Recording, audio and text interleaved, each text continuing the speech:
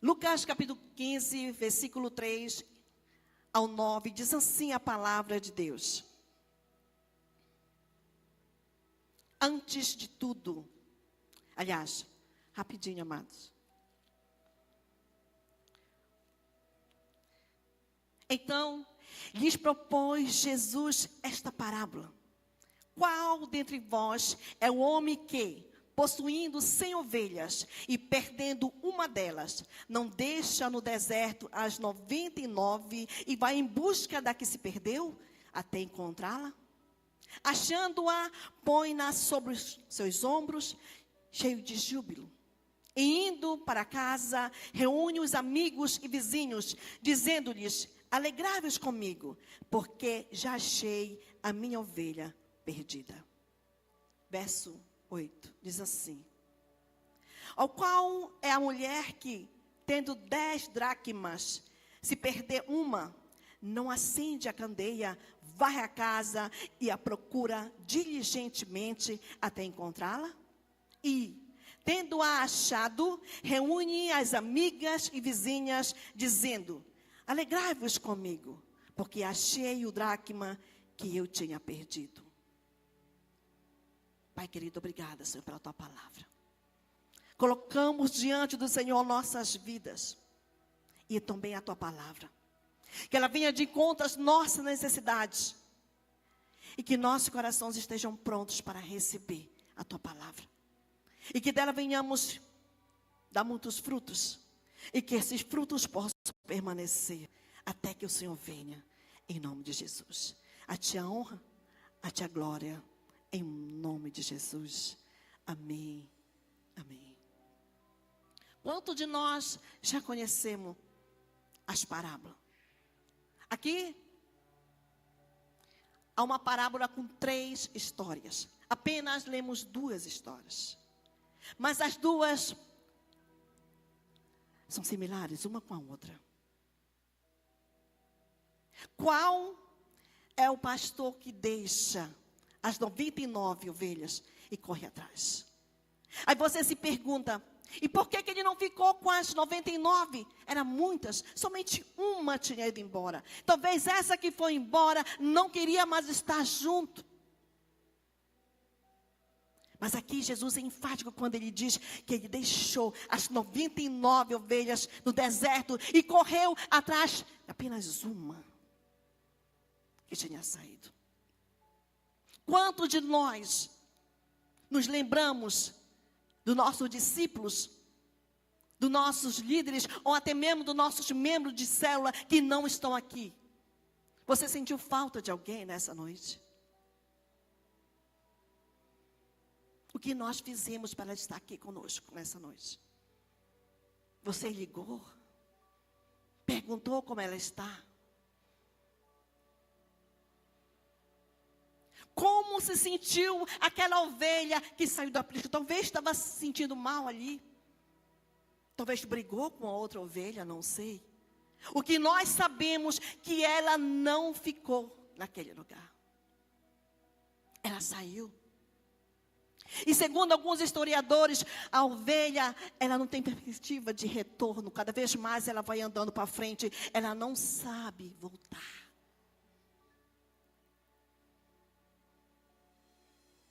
É por isso que, sabendo disso, o bom pastor, ele guardou as 99 e foi atrás da número 100. Qual é o nosso irmão número 100 que não se encontra aqui nesse lugar? Talvez está meses sem vir para a igreja e nós não percebemos. Talvez essa ovelha está machucada. Alguém lhe fez mal. Ou então, na maioria das vezes, de púlpito, a gente lança uma palavra que ofende uma ovelha e nós não sabemos. Quando nós nos deparamos, a ovelha já está meses sem congregar. Mas de antemão, nos perdoe. Mas eu quero dizer para nós, como ovelhas, que nós não estamos aqui para pregar somente rosas. Estamos aqui para trazer a palavra de Deus. E a palavra de Deus, ela tem de ser cortante, como uma faca de 2 gumes. O objetivo maior da palavra de Deus é que nós venhamos pegá-la e colocar em prática. Então aquele homem deixou tudo para correr atrás daquela ovelha perdida. E que nós temos feito para correr atrás do nosso membro. Hoje, por exemplo,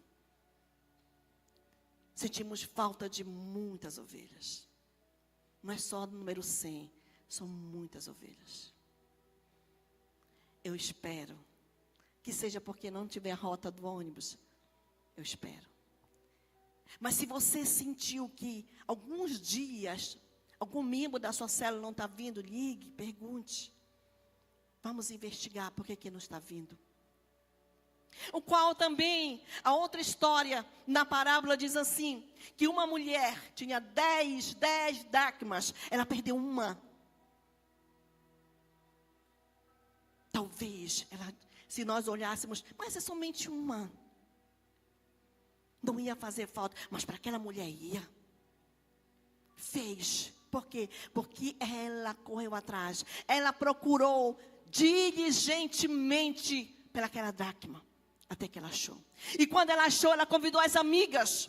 Ela convidou os vizinhos todos. Vem comigo, vamos comemorar, porque eu achei uma dracma que estava perdida. E estava perdida aonde, amados? Dentro de casa. A ovelha estava perdida aonde? Fora do aprisco. Mas essa dracma estava perdida dentro de casa. Quantos de nós, na maioria das vezes, estamos perdidos dentro de casa, na própria igreja, tem crente perdido? Vem, porque alguém convidou, mas não tem perspectiva de avançar, não tem perspectiva de crescer no reino, de fazer nada, porque está aborrecido com alguma coisa.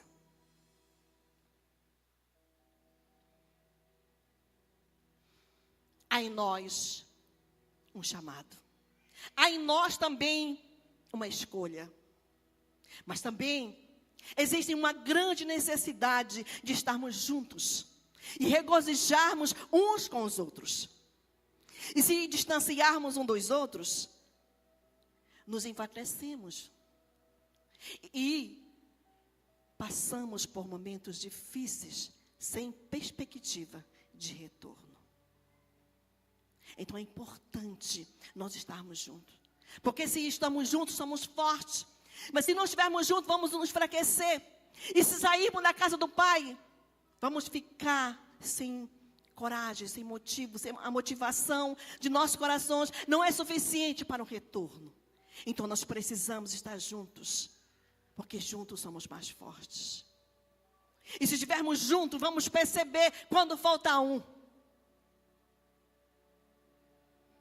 Mas,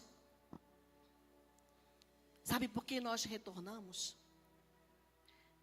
Porque nós carregamos conosco um registro de filiação e um termo de propriedade a quem pertencemos, denominado de Todo-Poderoso. Nós pertencemos ao Todo-Poderoso, que nos ama, que nos direciona e que está sempre por perto e esperando o tempo todo para que nós venhamos fazer tudo o que lhe agrada.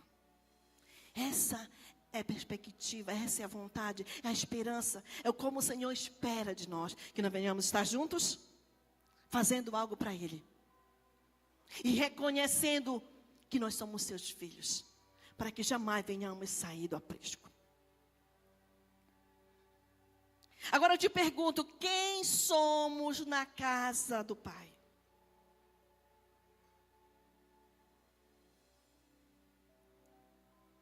Diante disso, o tema dessa mensagem é de volta à casa do Pai. Continuemos em Lucas capítulo 15, versículo 11 em diante. Diz assim a palavra de Deus. E continuando, certo homem tinha 2 filhos. O mais moço disse-lhes ao pai: Pai, dai-me a parte dos bens que me cabe. E ele lhe repartiu os haveres. Diga, e ele lhes repartiu os haveres. Passados não muitos dias, o filho mais moço, ajuntando todo o que era seu, partiu para uma terra distante. E lá dissipou todos os seus bens, vivendo dissolutamente. Depois de ter consumido tudo, sobreveio àquele país uma grande fome.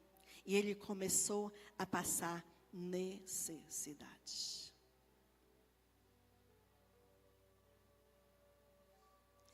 Aqui nós começamos a nossa mensagem dessa noite. Uma parábola, 3 histórias. 3 histórias com o mesmo significado. Primeiro, a ovelha que foi embora do aprisco. Ou seja, saiu da casa do pai. Segunda história, o dracma que a mulher perdeu dentro de casa. A terceira história, então, aqui, um filho que se rebelou contra o seu pai e pediu a sua parte e foi embora. Quantos de nós já fizemos isso? Quantos de nós estamos pensando em fazer isso? Quantos dos filhos vão fazer isso para um pai? Essa história, ela é viva. E serviu para que nós venhamos ter exemplos. Que venhamos vigiar.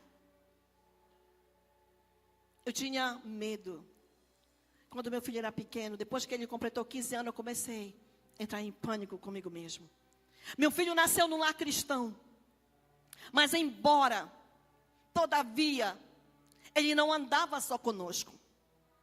Ele andava com outras pessoas que tinham outros pensamentos que poderiam influenciar a passar para o outro lado. Eu entrei em crise e comecei a orar, jejuar para o meu filho. E pedi e clamar ao Senhor. Que o Senhor agisse de misericórdia. Porque muitas vezes não basta só ensinarmos. Nós temos que pegar pela mão e levá-lo. Assim como o bom pastor trouxe a ovelha, assim como aquela mulher procurou o seu dracma, não desistiu, assim nós também não devemos desistir de nossos filhos. Porque os nossos filhos não somos nós. Não são nós. Porque nós não sabemos o que eles pensam. É preciso que nós venhamos vigiar diligentemente com quem nossos filhos andam. Para que nós não venhamos passar pelo que o pai do filho pródigo passou. Imagine um filho pedindo a herança para a gente. Ainda vivos. Sabemos que herança só tem quando não tem mais vida de pai e mãe. Enquanto há vida, não há herança. Mas aquele jovem colocou em sua cabeça que ele tinha que pedir a parte da herança dele. É por isso que é importante nós, como pai, vigiar nossos filhos. Como mãe, observar o comportamento. A Bíblia não relata que ele foi convencido por alguém. O que relata a palavra é que ele chegou e se posicionou diante do seu pai e pediu a sua parte. Isso foi suficiente para nós termos como exemplo para nossas vidas. Mas o mais importante, nós como pai, como mãe, orientarmos os nossos filhos e trazer para a casa do nosso Deus. Não só confiar naquilo que nós ensinamos, mas aquilo que nós estamos vivendo. Para que no futuro nós não venhamos chorar e nem ir atrás dos nossos filhos. Quando eu passo, que eu vou de casa, eu venho daqui da igreja, quase todos os dias eu saio à noite daqui. Eu sempre vejo uma mãezinha no canto esperando. Às vezes ela está meia-noite, 11 horas da noite, esperando o seu filho. E o seu filho sabe para onde está? Não sabe, nem ela não sabe. Ela fica exatamente num ponto Porque ela sabe que ele vai ter que passar por lá para chegar na casa dela. Isso é muito triste. É muito triste.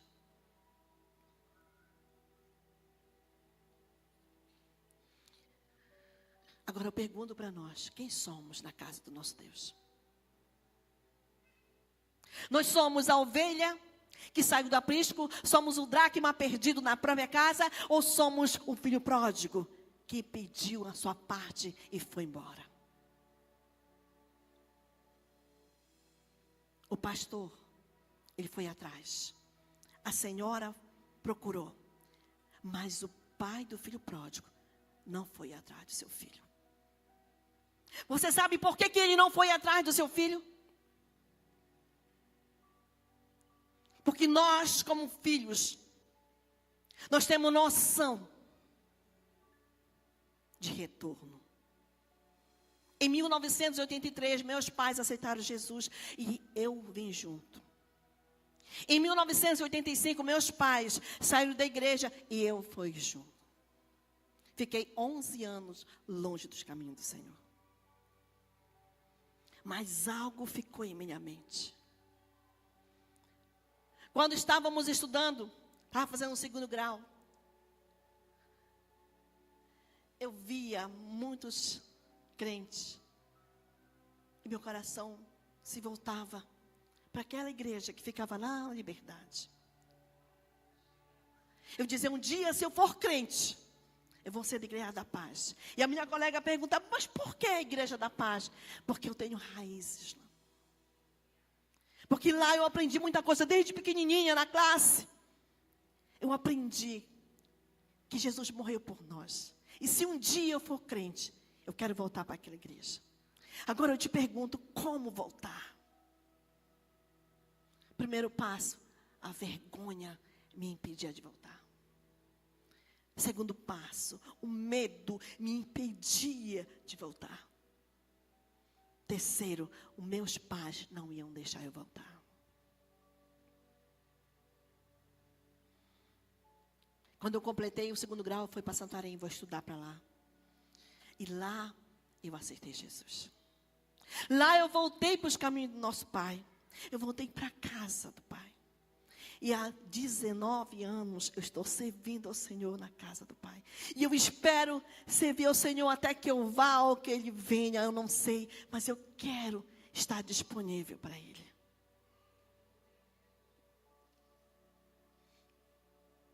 O que leva um cristão a sair da casa do Pai?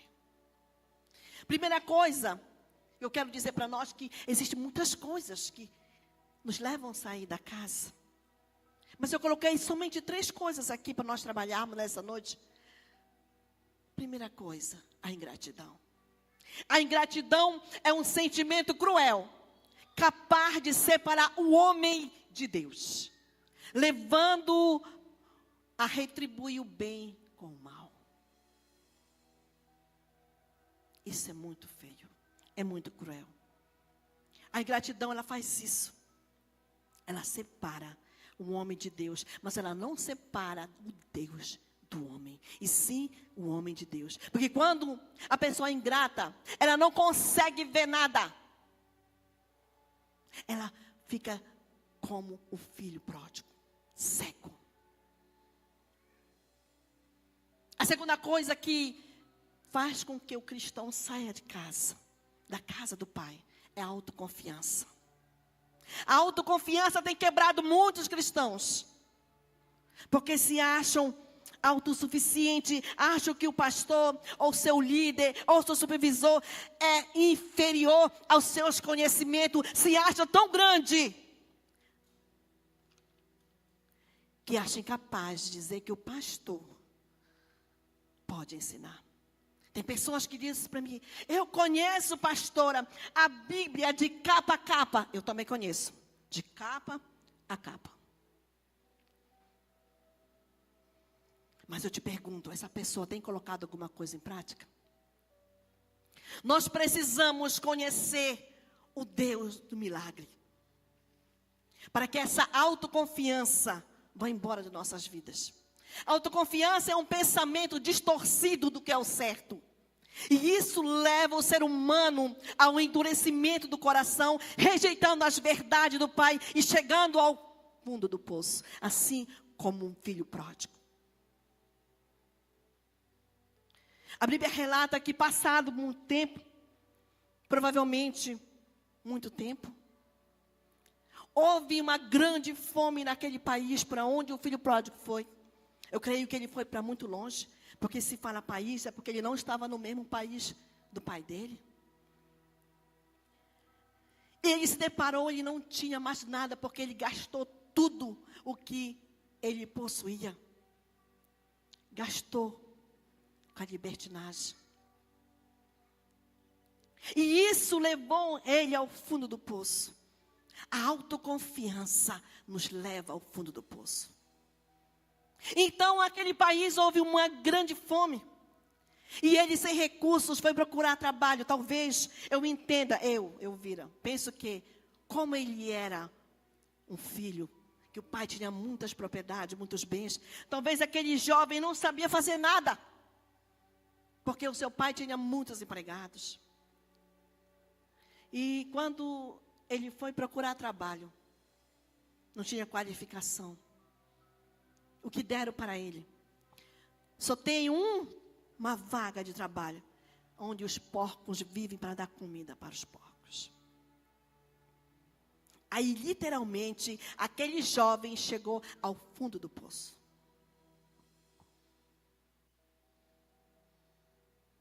Autoconfiança nos coloca para baixo. A autoconfiança nos vai rejeitar as verdades de Deus. Por mais que nós estejamos falando tudo certo, tudo por dentro da palavra, mas se ele se achar autoconfiante, ele não vai aceitar nada. A terceira coisa que faz com que o cristão saia da casa do Pai é a desobediência. Desobediência é uma atitude que leva o cristão a condicionar seu coração e as manifestações influenciadoras, colocando em prática seus próprios desejos, transgredindo assim a sua fé, a sua confiança em seu Deus. Desobediência leva um cristão a sair da casa do Pai. Aquele jovem foi ingrato. Aquele jovem foi autoconfiante. Aquele jovem foi desobediente. Tudo isso e muito mais ele cometeu. E nós? Quem somos na casa do Pai?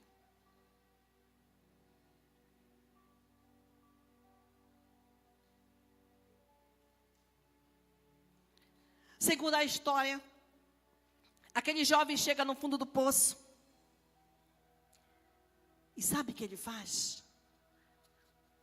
Ele sente fome. E sente desejos de comer a comida dos porcos. Graças a Deus que ele não comeu, né? Só sentiu desejo. Naquele momento, ele caiu em si.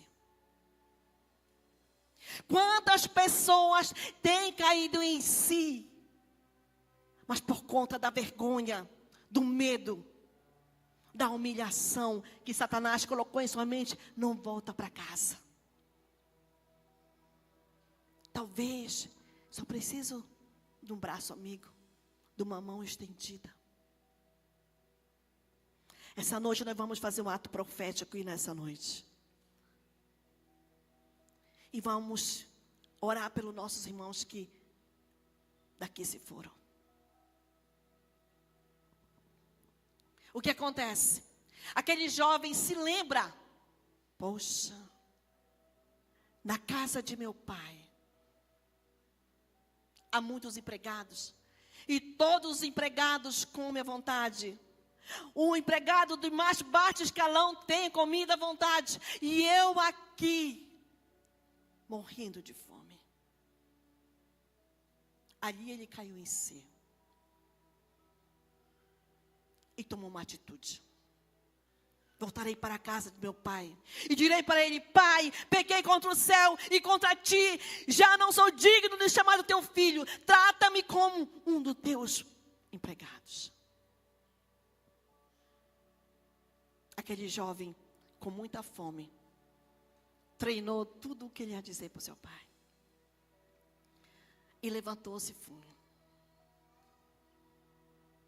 Refazer o caminho é mais doloroso do que continuar caminhando. Mas, em nossa vida, essa atitude de refazer tem que fazer parte de nossas vidas. Pois essa atitude nos torna mais fortes e acessíveis ao Pai. Às vezes nós estamos caminhando. Aí chegamos aqui, deu tudo errado. Aí o Senhor ministra o nosso coração: filho, volta e refaz tudo de novo. Mas, pai, fazer tudo de novo? Será que é do Senhor mesmo? Esse pensamento é de Satanás? Não, eu acho que eu vou continuar. Aí vem seu discipulador, seu pastor, diga: filho, refaça o caminho. Às vezes ele vai meio que trombudo, mas vai. Mas por que nós temos que refazer o caminho? Não seria mais fácil nós continuarmos, paramos aqui, consertarmos e continuarmos caminhando? Era mais fácil, não é verdade? Mas não. Se faz necessário voltarmos para refazer. Porque se o caminho que tivéssemos percorrido estivéssemos certo, não íamos parar aqui, porque estava errado. É preciso que nós venhamos refazer, na maioria das vezes em nossas vidas, o caminho, o trajeto. O que traz uma pessoa de volta ao caminho, à casa do Pai? Reconhecimento. O reconhecimento que estava errado. Que o que a sua liderança falou estava certo. Que seu discipulador, seu líder, supervisor falou, estava certo. Reconhecer que está errado. É uma atitude louvável diante dos homens e de Deus. Aquele rapaz reconheceu que estava errado e tomou uma decisão de ir para a casa do pai. Outra coisa que nos traz de volta à casa do pai é o arrependimento. Nós precisamos nos arrepender todos os dias, porque todos os dias somos capazes de cometer erros que nos deixariam fora da salvação. Nós precisamos ter um arrependimento, literalmente, na nossa vida todos os dias. Terceira coisa que nos traz de volta à casa do Pai é o amor do Pai. O que aquele jovem pensou? Eu volto para a casa do Pai, porque ele sabia que o Pai o amava. O amor do Pai é tudo em nós e muda a nossa história. Hoje o nosso Deus quer mudar a história de muitas pessoas aqui nessa noite. Porque como eu, muitos também já retornaram à casa do Pai. Reconheceram, se arrependeram. E hoje estão vivendo o amor do Pai em suas vidas. Então o que aconteceu? Aquele jovem voltou para casa. Ele voltou para casa. E quando avistou seu pai, a Bíblia diz que seu pai saiu correndo. Eu imagino, isso aqui é eu imaginando. De um lado, do outro, os trabalhadores, os servos do seu pai. E o corredor aberto. E quando o pai enxerga o filho, ele sai correndo naquele corredor e o abraça. Segundo alguns historiadores, eles dizem que o pai saiu correndo ao encontro do filho. Porque se o filho vem no corredor, os trabalhadores poderiam ter machucado ele. Porque naquela época, se um filho se voltasse contra o pai, apanhava. Não apanhava do pai, e sim dos servos. Não sei se é real, mas faz sentido. Então o pai saiu correndo e abraçou seu filho. E ele disse ao pai: pai, pequei contra ti e contra o céu. Já não sou mais digno de ser chamado teu filho. Trata-me como um dos teus trabalhadores. O filho nunca vai deixar de ser filho. O pai nunca vai deixar de ser pai.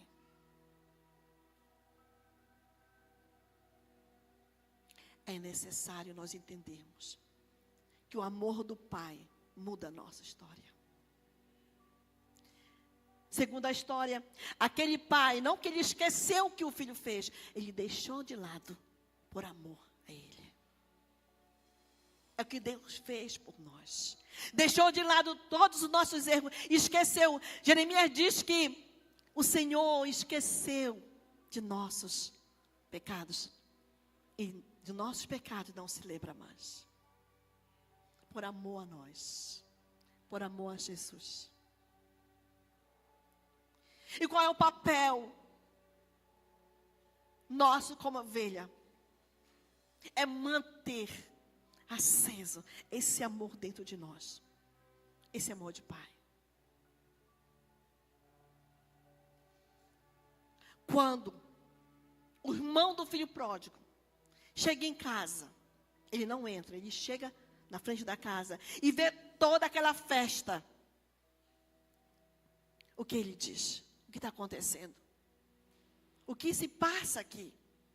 Um dos empregados disse: é teu irmão mais novo que retornou. E seu pai mandou colocar a melhor roupa, a melhor sandália, o melhor anel, mandou matar o melhor novilho para celebrarmos e regozijarmos o seu retorno. Porque ele estava morto e agora reviveu. Ao irmão do filho pródigo, o irmão do filho pródigo ficou muito chateado. Ele não quis entrar, ele não quis participar da festa. Ele foi questionar com seu pai a atitude do seu pai para aquele irmão rebelde. Às vezes, nós estamos aqui, assim, dessa forma. O irmão retorna para o caminho do Senhor. Era um filho pródigo, voltou para o caminho do nosso pai, está na igreja. E aí de repente ele começa a se envolver, começa a orar, começa a jejuar, começa a buscar. Aí ele começa a crescer. E as bênçãos começam a aparecer. Ministérios e ministérios, ele começa a se envolver. Ele começa a crescer, fazer a obra. E o irmão que está ali o tempo todo vai começar a ficar ensumado, chateado. Por quê? Por que o pastor, por que a nossa liderança está dando oportunidade para esse filho pródigo?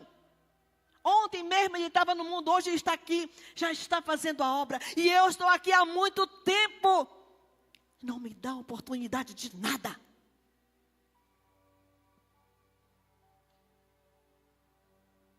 Quem somos na casa do Pai? Somos o filho pródigo que retornou ou somos o irmão do filho pródigo que ficou na casa perdido? Aqui na história, trazendo para nossas vidas, os dois ficaram perdidos. Um que foi embora e outro perdido dentro da casa, que significa o dracma perdido. Muitos de nós, na maioria das vezes, estamos perdidos dentro da igreja porque nós não estamos fazendo nada para o Senhor. Nada. Só apenas visitando. Quem está nos visitando? Às vezes ele já é da igreja, ele ainda se acha visitante. Não se acha pertencente desse aprisco. E como é que o Senhor vai usar uma pessoa dessa forma? Com esse tipo de pensamentos? Vai usar, vai. Mas se ele se disponibilizar, se colocar na brecha, o Senhor vai usar. É por isso que o Senhor falou, ele primeiramente, antes de ele entrar na história do filho pródigo, ele fala da ovelha perdida. Ele fala do dracma perdido. E ele traz a história do filho pródigo para mostrar que o filho pródigo saiu de casa, se rebelou. Mas dentro de casa ficou outro rebelado. Que se mostrou no dia do retorno do filho. Do irmão, aliás. E se nós analisarmos o irmão do filho pródigo, um dia que eu tiver oportunidade, eu quero pregar aqui sobre o irmão do filho pródigo.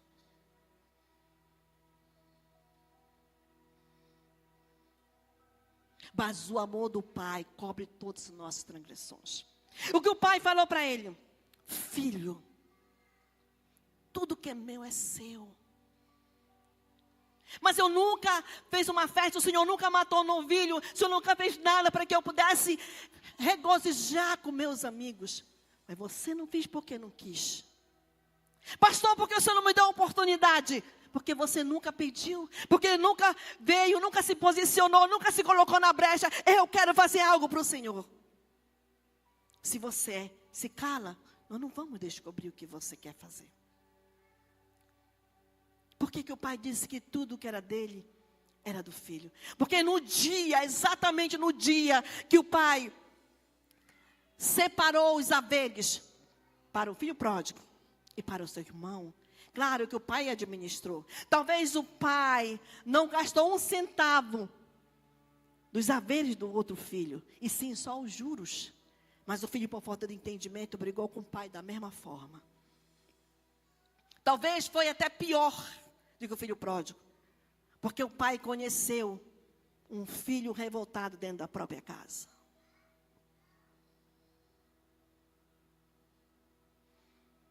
O amor de Deus para conosco é tão grande.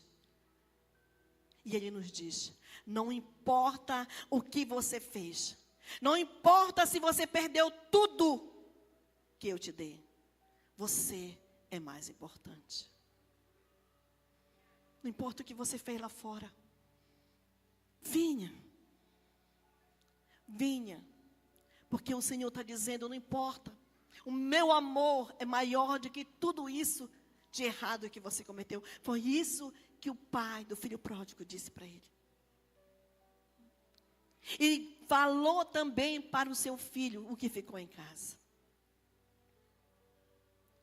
A importância de nós valorizarmos o amor do pai por nós. Por quê? Porque aquele pai saiu correndo em busca do seu filho e o abraçou. Porque nos braços do pai que nós encontramos amor incondicional. É no braço do pai que nós encontramos perdão total. É no braço do pai que nós encontramos restauração total. É nos braços do pai que encontramos segurança, cura para nossas almas. Tudo isso nós vamos encontrar nos braços do pai. É por isso que é importante estarmos juntos, para nos regozijarmos desse amor incondicional.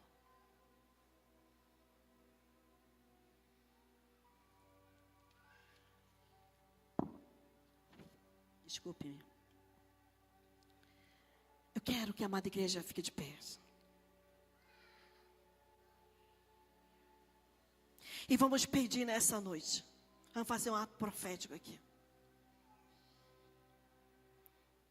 Você se lembra de alguém? Você se lembra de alguém que recentemente estava junto conosco e agora não está? Não falo hoje, mas falo de outros dias que você não viu aqui. Talvez essa pessoa esteja aqui como a ovelha que saiu do aprisco, ferida, machucada, com o sentimento quebrado. E nós não sabemos. Vamos fechar nossos olhos. E vamos pedir ao Pai que nos traga à memória alguém daqui do aprisco que não está conosco. E eu vou pedir para os nossos irmãos colocar uma música. E você vai clamar ao Senhor. Você vai, com um ato de fé, você vai esticar sua mão como se você estivesse trazendo ela. Coloque sua mão para frente. Feche seus olhos, coloque sua mão para frente e você possa chamar ela pelo nome. Hoje eu fui te procurar naquele lugar. Você pode começar a orar. Porque o Pai, o amado, Aquele que nos ama está aqui, ele quer ouvir a sua voz. Então comece a chamar pelo nome dessa pessoa. Com tudo, E como um ato de fé, puxe. mas você não foi. Onde é que você Quando está? Pedro estava afogando, Já não ouço mais a sua e ele resolveu pedir ajuda para Jesus, imediatamente diz a palavra de Deus que Jesus esticou as mãos para Pedro suas coisas que e os resgatou daquelas águas. E como um ato de fé, Senhor, nessa noite, pra chorar ainda vou estar eu chamo a existência de você buscava, eu ia te encontrar de ovelhas que daqui se foram, no santo porque nós sabemos que ovelha tem dificuldade de voltar, encontrar. mas como família, como irmãos, nós precisamos estar juntos. Há uma necessidade de nós de estarmos juntos. E em nome de Jesus eu chamo a existência da vida da minha irmã. Eu não aceito, Pai, Já não ouço mais a sua, que nenhum de nós se perca. não tem mais tempo para E em nome de Jesus eu creio que essa irmã que o Senhor colocou no meu coração, na minha mente nessa noite, eu toco na mão dela precisar. e a trago para o aprisco em nome de Jesus. Vou estar naquele lugar. Você que está aqui nesse lugar, pode chamar pelo nome. Chame pelo nome do irmão, da irmã que você não a viu muitos dias. No santo lugar, eu quero Porque a vontade do Pai é que nenhum se perca. sarar suas feridas E esse é o nosso papel, e te perdoar. de trabalhar Lá naquela dia atrás e de resgatar vidas para o Senhor Jesus. filho, nada irá me impedir de te amar. Espírito Santo de Deus, em nome de Jesus, Minha vida por você, eis aqui a tua igreja, eu não te fiz que está nesse momento como ato profético, clamando, intercedendo pela vida das ovelhas que aqui não estão.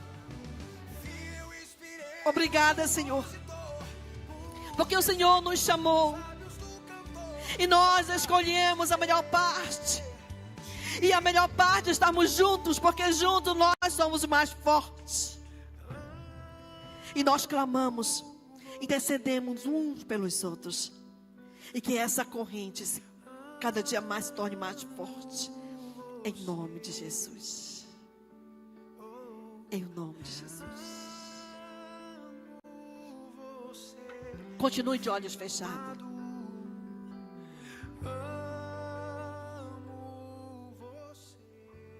A parábola nos ensina que o filho pródigo cometeu muitos erros, mas o amor do pai era maior. E deixando tudo de lado, escolheu perdoá-lo e celebrar o seu retorno. Essa atitude nos mostra a profundidade do amor de Deus para conosco, demonstrando assim misericórdia infinita da parte dele. A ovelha que se perdeu, o bom pastor foi buscar. A dracma que se perdeu, a mulher procurou até achá-la. Mas, quando o filho pródigo saiu de casa, o pai não foi buscar. Por quê? Porque o pai sabe que o filho estará de volta à casa dele. Por isso ele preparou e esperou o seu retorno com amor. E esse filho está representado nessa noite por mim e por você.